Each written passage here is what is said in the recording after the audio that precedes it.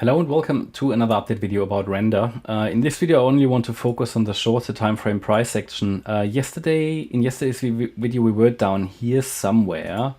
Can't remember where exactly, I think just below 250.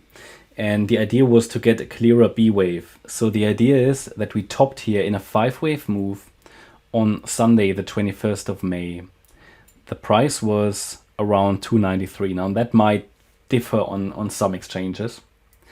And that's one of the problems with crypto. When you analyze crypto, especially on the smaller time frames, you have a lot of inaccuracy in the data and variation between different exchanges. But nevertheless, we had a 5-wave move up. We said after that 5-wave move, especially due to the strong decline, could very well be that we've now started that B wave to the downside.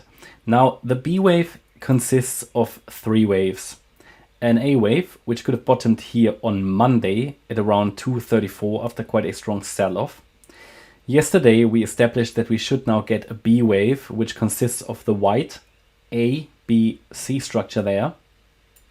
And I think we were sort of just doing that 1-2 setup there yesterday or something. No, I think we were just here at the low of the B wave, if I remember correctly. And I said in an ideal world, we now get a C wave to the upside, which is a bit clearer. We don't need to get into resistance, but this is the standard Fibonacci range for a B wave. So let's see. I mean, I have basically nearly 5 waves complete in the C wave.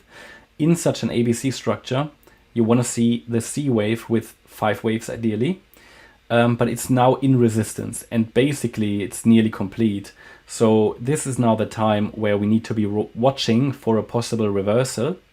Now, I'm not telling you it will definitely happen, but as long as we stay below 281, which is the 78.6 retracement and a common retracement target for the B wave, for any B wave, as long as we stay below that level, we can focus on a C wave down. At least I do that. But bear in mind that the short-term trend is up, very short-term. So unless we see a break below, for example, the wave 4 low, I think that would be an important point. So 258, we don't really have a confirmation that we are heading down. Ultimately, what you want to see to confirm that we are in a C wave is a first 1-2 setup down, because the C wave consists of 5 waves. 1, 2, 3, 4, 5. We want to see the first 1-2. That's a good setup. Yeah. Waiting for the wave 1 and scaling and, well, basically shorting at the end of the wave 2. Yeah, that's at least one setup. Bear in mind that B waves are the most difficult waves, so they can create false breakouts. So until I have only 3 waves, and at the moment I have only 3, the focus would be on down into the region, ideally between 191 and 228, but we can specify that more and more clearly as soon as we have the B wave top, because then I can take the length of the A wave, I can go to the high of the B wave and can measure the length down for the C wave. I mean, I can do that now, but likelihood would suggest we might get one more squiggle to the upside and then targets need to be adjusted. But if we look at this based on the latest high, we would be looking for 2 levels here. The first one is a 61.8 extension that takes us to 233. And the more common level is $2.10, the 1-to-1 ratio, the 100% extension. Basically that wave A and C have the same length. So yeah, that's the situation here. Eventually we would like to see a reversal here.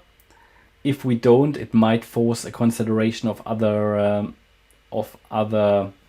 scenarios, of different scenarios, but again, bear in mind it depends on the structure eventually, because even if we overshoot above 281 a little bit, as I said, B waves are among the most difficult waves and they can create false breakouts.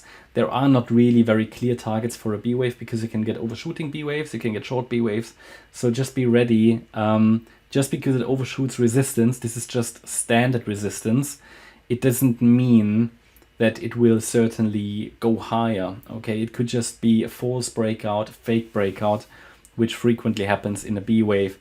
And obviously don't forget the top here was at 294, and then I guess above that we've got the $3 level, which is psychological resistance. Okay, that's my update about Render. I hope you liked the update. If you did, please hit the like button, leave a comment, and subscribe. And if you really like the content, then please check out the channel membership. Thanks a lot for watching. Bye bye.